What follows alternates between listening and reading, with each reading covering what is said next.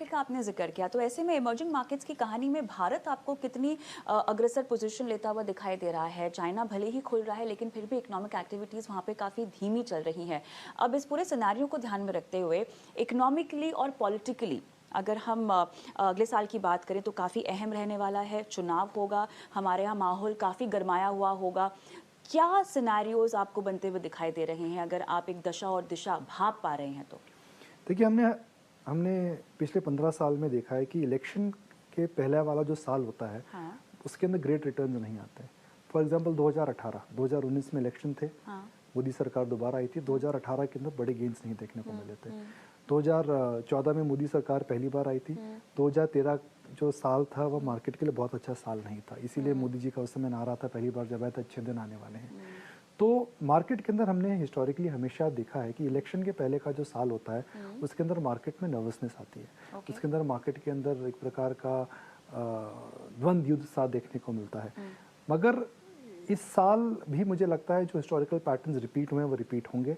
अच्छा। साल खराब रहेगा और सेकेंड हाफ तक आते आते मुझे लगता है मार्केट के अंदर एक अपट्रिक आने लगेगा।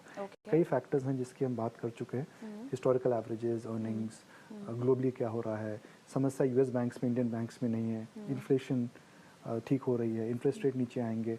तो उन सब फैक्टर्स को मिलाकर के देखेंगे, आएंगे इंटरेस्ट रेट नीचे आएंगे, लगता है कविता जी। इंटरेस्ट रेट ऊपर होने के क्या फैक्टर्स होते हैं? हाई इन्फ्लेशन के क्या फैक्टर होते हैं? Commodity prices and dollar.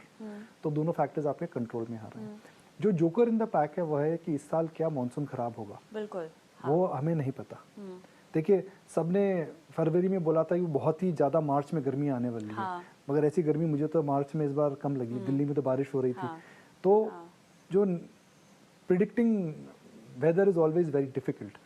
मगर अगर इस साल लॉन्ग टर्म एवरेजेस के आसपास अगर बारिश होती है, बहुत बड़ा फूड इन्फ्लेशन का रिस्क अगर नहीं आता है, land under irrigation of the years has increase, तो इन्फ्लेशन नहीं आएगी। मगर अगर कुछ और जो अनुमान करके बैठे चेंज हो जाता है तो इन्फ्लेशन वापस आ जाएगी।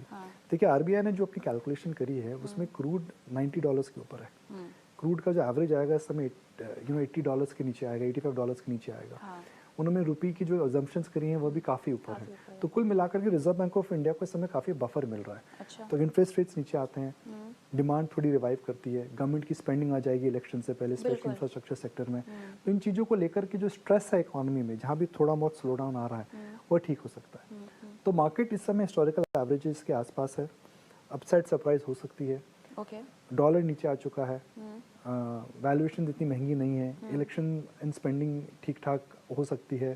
तो ये कुल मिलाकर के जो एक माहौल बन रहा है, जो इस समय जो फैक्टर्स एट प्ले हैं, यह आपको बता रहे हैं कि 18 से 20 महीने के अंडर परफॉर्मेंस के बाद Nifty could give you a strong rally और stock move in the second half of this year.